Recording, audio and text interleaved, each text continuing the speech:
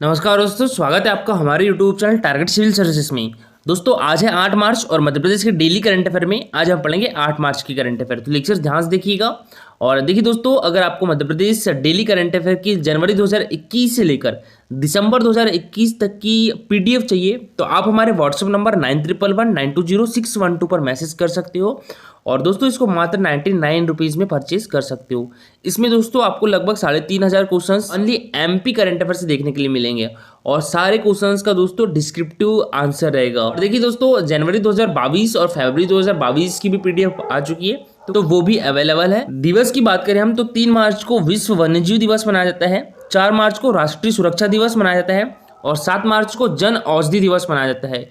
और देखिए दोस्तों, आज है 8 मार्च और 8 मार्च को मनाया जाता है इंटरनेशनल वुमेन्स डे यानी अंतर्राष्ट्रीय महिला दिवस। तो दोस्तों हर वर्ष 8 मार्च का दिन दुनिया भर में अंतर्राष्ट्रीय महिला दिवस के तौर पर मनाया जाता है। और दोस्तों हमारे देश में राष्ट्रीय महिला दिवस कब मनाया जाता है तो ये 13 फरवरी को मनाया जाता है। ठीक है, हमारे देश में राष्ट्रीय महिला दिवस 13 फरवरी को मनाया जाता है और अंतर्राष्ट्रीय महिला दिवस कब मनाया जाता है ये 8 मार्च को मनाया जाता है। किसके द्वारा दोस्तों? यूनाइटेड नेशन के द्वारा। ये दिन महिलाओं की उपलब्धियों को सलाम करने का दिन है और इस दिन को महिलाओं की आर्थिक, सांस्कृतिक, राजनीतिक, सामाजिक तमाम उपलब्धियों के उत्सव के तौर पर मनाया जाता है। साथ ही उन्हें यह एहसास कराया जाता है कि वह हमारे लिए कितनी खास है। दोस्तों एक क्वेश्चन पूछा गया था एमपीपीएससी 2019 में कि अंतर्राष्ट्रीय महिला दिवस मनाने की शुरुआत कब से हुई थी। ठीक है, तो कब से हुई थी दोस्तों? 1909 से हुई थी। और पहली बार कहां पर मनाया गया था तो ये न्यूयॉर्क अमेरिका में मनाया गया था। ठीक है, और इसे आधिकारिक मान्यता तब दी गई थी जब 1979 में संयुक्त राष्ट्र ने इनके साथ इसे मनाना स्टार्ट किया था। ठीक है दोस्तों, तो संयुक्त राष्ट्र ने इसे कब मनाना स्टार्ट किया था? 1975 से। वैसे अंतर्राष्ट्रीय महिला दिवस मनाने की शुरुआत कब से हुई थी तो ये 1909 से हुई थी। दोस्तों इस बार की यानी 2022 की थीम देखिए हम अंतर्राष्ट्रीय महिला दिवस की तो gender equality today for a sustainable tomorrow यानी मजबूत भविष्य के लिए लैंगिक समानता जरूरी है। ठीक है, और 2021 की यानी पिछले साल की थीम क्या थी दोस्तों इसकी? तो women in leadership achieving an equal future in a कोविड-19 वर्ल्ड।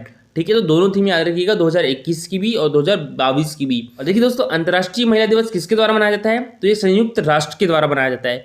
तो इसके अभी महासचिव कौन है? एंटोनियो गुटेरस है। और संयुक्त राष्ट्र की स्थापना कब हुई थी दोस्तों? 24 अक्टूबर 1945 को हुई थी। और इसका जो मुख्यालय है वो New York United state of America में है। और इसमें कितने सदस्य देश कंट्री दोस्तों? तो इसमें 193 सदस्य देश कंट्री है। तो 93वां देश कौन था दोस्तों? तो ये दक्षिणी सूडान था। चलिए दोस्तों, सबसे पहले हमने जो कल करंट अफेयर पढ़े थे उसका रिवीजन कर लेते हैं, उसके बाद स्टार्ट करेंगे हम आज की करंट अफेयर। तो कल के करंट अफेयर में पहला क्वेश्चन था हमारा G20 शिखर सम्मेलन 2023 का आयोजन हमारे मध्य प्रदेश के इंदौर जिले में किया जा सकता है। ठीक है, तो दोस्तों आपको बताना है कि निम्न में से कौन सा देश इस ग्रुप का सदस्य नहीं है। दोस्तों कौन सा देश नहीं है? पाकिस्तान नहीं है। ठीक है, इस ग्रुप में दोस्तों 19 देश सदस्य है और प्लस एक यूरोपियन यूनियन है। ठीक है, इसी से दोस्तों इसका नाम पड़ गया G20 ग्रुप। और देखिए दोस्तों, जापान भी इसका सदस्य है, हमारा देश इंडिया भी इसका सदस्य है और चाइना भी सदस्य है। और देखिए हमारे मध्य प्रदेश के आर्थिक एवं औद्योगिक राजधानी इंदौर में G20 शिखर सम्मेलन 2023 का आयोजन किया जा सकता है, अभी कंफर्म नहीं है। ठीक है, इसके लिए दोस्तों अभी G20 की 3 सदस्यीय टीम इंदौर पहुंची है और वहां का जायजा लेकर इस पर कंफर्मेशन करेगी। नेक्स्ट क्वेश्चन है दोस्तों हमारा, हाल ही में मुख्यमंत्री शिवराज सिंह चौहान ने किस शहर को देश के छोटे शहरों की श्रेणी में पहला वाटर प्लस शहर बनाए जाने की घोषणा की है दोस्तों? तो ये बुधनी को। तो इसका आंसर क्या जाएगा? Option number B, Budhni. और बुधनी किस डिस्ट्रिक्ट में आता है दोस्तों? सीहोर डिस्ट्रिक्ट में आता है और यहीं से हमारे मुख्यमंत्री शिवराज सिंह चौहान जी विधायक भी हैं।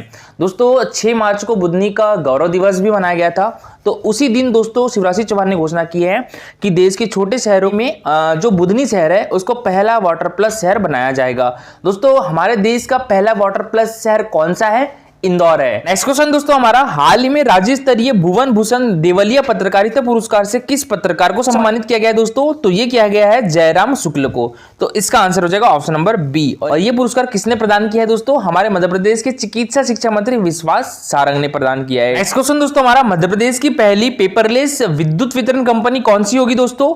तो ये होगी पश्चिम क्षेत्र विद्युत वितरण कंपनी।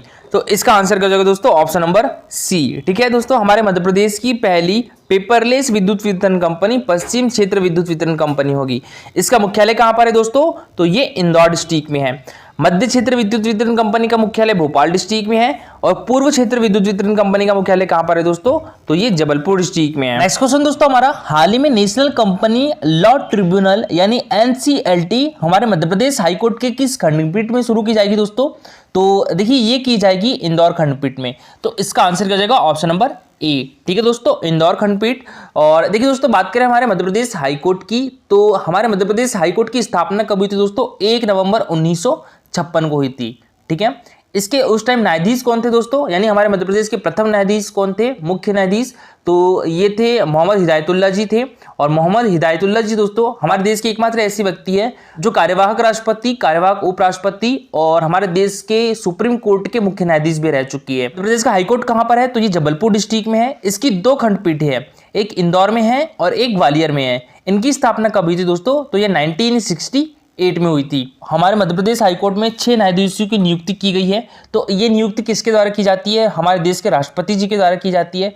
और हमारे मध्य प्रदेश में हाईकोर्ट में न्यायाधीशों की संख्या कितनी होनी चाहिए दोस्तों, इंक्लूडिंग मुख्य न्यायाधीश, तो ये 53 होनी चाहिए। ठीक है, और अभी कितनी है दोस्तों, अभी 35 है। ठीक है, इसके पहले कितनी थी, 29 थी। तो अभी और 6 न्यायाधीशों की नियुक्ति की गई है। दोस्तों अब स्टार्ट करते हैं हम आज के करंट अफेयर। तो आज के करंट अफेयर में पहला क्वेश्चन है हमारा, कुपोषण के क्षेत्र में बेहतर कार्य के लिए किस जिले को दोस्तों राष्ट्रीय पोषण अभियान के तहत सम्मानित किया जाएगा, तो दोस्तों ये श्योपुर डिस्ट्रिक्ट को। तो इसका आंसर क्या हो जाएगा, option number B. Madhya Pradesh के श्योपुर डिस्ट्रिक्ट को दोस्तों कुपोषण के क्षेत्र में बेहतर कार्य के लिए राष्ट्रीय पोषण अभियान के तहत सम्मानित किया जाएगा। और दोस्तों बात करें हम यहाँ पर राष्ट्रीय पोषण अभियान की, तो दोस्तों वर्ष 2018 में शुरू किया गया यह मिशन बच्चों, गर्भवती महिलाओं और स्तनपान कराने वाली माताओं के लिए पोषण संबंधी परिणामों में सुधार करने के हेतु भारत सरकार का प्रमुख कार्यक्रम है। तो राष्ट्रीय पोषण अभियान का जो उद्देश्य था वो 2022 तक भारत को कुपोषण मुक्त करना था। ठीक है दोस्तों, इसी के तहत श्योपुर जिले पर लगा कुपोषण का दाग धीरे धीरे मिट रहा है और लगातार मॉनिटरिंग और लॉकडाउन के बीच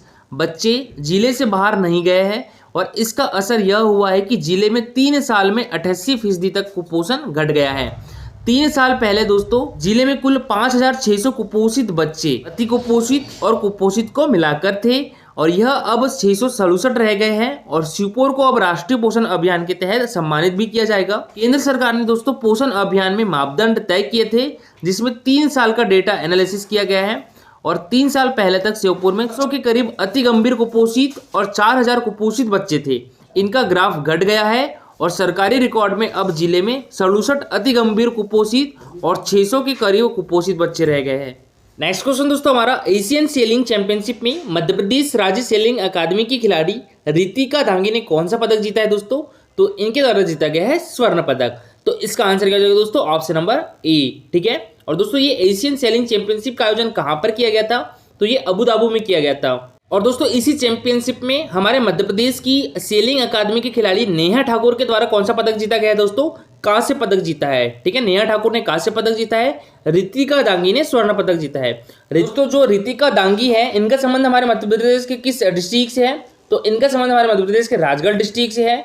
और जो नेहा ठाकुर है उनका संबंध हमारे मध्य प्रदेश के दोस्तों देवास डिस्ट्रिक्ट से है। ठीक है, देखिए अबू धाबी में 27 फरवरी से 6 मार्च तक खेली गई एशियन सेलिंग चैंपियनशिप में हमारे मध्य प्रदेश सेलिंग अकादमी के खिलाड़ी रितिका दांगी ने स्वर्ण पदक जीता है। और वहीं अकादमी की सीलर नेहा ठाकुर ने इसी इवेंट में कांस्य पदक अर्जित कर देश एवं हमारे मध्य प्रदेश का नाम रोशन किया है। इसके साथ ही दोस्तों भारतीय सेलिंग टीम ने एशियन गेम्स के लिए क्वालिफाई भी कर लिया है। हमारे मध्य प्रदेश की खेल और युवा कल्याण मंत्री यशोधरा राजे सिंधिया ने सेलिंग अकादमी की खिलाड़ी रितिका दांगी एवं नेहा ठाकुर के एशियन चैंपियनशिप में पदक जीतने पर बधाई एवं शुभकामनाएं भी दी है। नेक्स्ट क्वेश्चन दोस्तों हमारा, 8 मार्च को एक दिन के लिए सुदामा चक्रवर्ती को किस जिले की सांकेतिक कलेक्टर बनाई जाएगी दोस्तों, तो ये बनाई जाएंगी कटनी की। तो इसका आंसर हो जाएगा ऑप्शन नंबर डी। दोस्तों सुदामा चक्रवर्ती को एक दिन के लिए कटनी डिस्ट्रिक्ट की सांकेतिक कलेक्टर बनाई जाएगी। तो देखिए अंतर्राष्ट्रीय महिला दिवस पर एक दिन की सांकेतिक कलेक्टर के रूप में कटनी की सुदामा चक्रवर्ती का चुनाव किया गया है और अंतर्राष्ट्रीय महिला दिवस पर एक दिन की सांकेतिक कलेक्टर सुदामा चक्रवर्ती को बनाया जाएगा। सुदामा राष्ट्रीय स्तर की नेत्र दिव्यांग जूडो खिलाड़ी है दोस्तों, जो कटनी जिले के दसरमन गांव की रहने वाली है और राष्ट्रीय स्तर की कई प्रतियोगिताओं में सुदामा चक्रवर्ती जिले का नाम रोशन कर चुकी है। नेक्स्ट क्वेश्चन दोस्तों हमारा, हाल ही में किस राज्य सरकार के द्वारा मिलावट से मुक्ति अभियान में दूध टेस्टिंग की सुविधा का शुभारंभ किया गया है दोस्तों, तो ये हमारी मध्य प्रदेश गवर्नमेंट के द्वारा। तो इसका आंसर क्या जाएगा ऑप्शन नंबर बी। ठीक है दोस्तों, अभी हमारे मध्य प्रदेश गवर्नमेंट के द्वारा मिलावट से मुक्ति अभियान में दूध टेस्टिंग की सुविधा का शुभारंभ किया गया है। और दोस्तों बात करें हम यहाँ पर मिलावट से मुक्ति अभियान की, तो इसका शुभारंभ कब किया गया था दोस्तों, ये 2020 में किया गया था। ठीक है, तो देखिए 6 मार्च 2022 को मुख्यमंत्री शिवराज सिंह चौहान के जन्मदिवस पर MP state cooperative dairy foundation limited के द्वारा हमारे मध्य प्रदेश में 1600 सांची मिल्क पार्लर पर मिलावट से मुक्ति अभियान में दूध टेस्टिंग की सुविधा का शुभारंभ किया गया है। और दूध में मिलावट की जांच के लिए सभी सांची पार्लर्स पर टेस्टिंग किट उपलब्ध कराई गई है। टेस्टिंग किट में यूरिया, टेंट साबुन, माल्टोज, ग्लूकोज, सुक्रोज की जांच करने की स्ट्रिप उपलब्ध कराई गई है, जिससे उपभोक्ता तुरंत ही दूध में मिलावट की जानकारी प्राप्त कर सकेंगे। मुख्यमंत्री शिवराज सिंह चौहान और स्वास्थ्य मंत्री हमारे मध्य प्रदेश के डॉक्टर प्रभुराम चौधरी ने 11 नवंबर 2020 को राजधानी भोपाल से हमारे मध्य प्रदेश में मिलावट से मुक्ति अभियान की शुरुआत की थी। ठीक है, तो डेट याद रखिएगा 11 नवंबर 2020 को दोस्तों किस जिले से, हमारे मध्य प्रदेश की राजधानी भोपाल से मिलावट से मुक्ति अभियान की शुरुआत की थी। और इस अभियान के तहत वर्तमान में 15 चलित प्रयोगशालाएं चलाई जा रही है। मध्य प्रदेश के स्वास्थ्य मंत्री डॉक्टर प्रभुराम चौधरी ने 8 फरवरी 2022 को छिंदवाड़ा, नीमच और भिंड के लिए 3 नई चलित प्रयोगशालाओं की सौगात भी दी थी। दोस्तों कल का हमारा क्वेश्चन था मध्य प्रदेश की ऊर्जा राजधानी किसे कहा जाता है, तो इस सिंगरौली डिस्ट्रिक्ट को कहा जाता है। तो इसका आंसर क्या जाएगा दोस्तों ऑप्शन नंबर बी। ठीक है, सिंगरौली डिस्ट्रिक्ट को हमारे मध्य प्रदेश की ऊर्जा राजधानी कहा जाता है। और दोस्तों बात करें हम यहाँ पर सिंगरौली डिस्ट्रिक्ट की, तो सिंगरौली डिस्ट्रिक्ट कब बना था दोस्तों, ये 2008 में बना था। ठीक है, किस जिले से अलग होकर बना था, सीधी से अलग होकर बना था।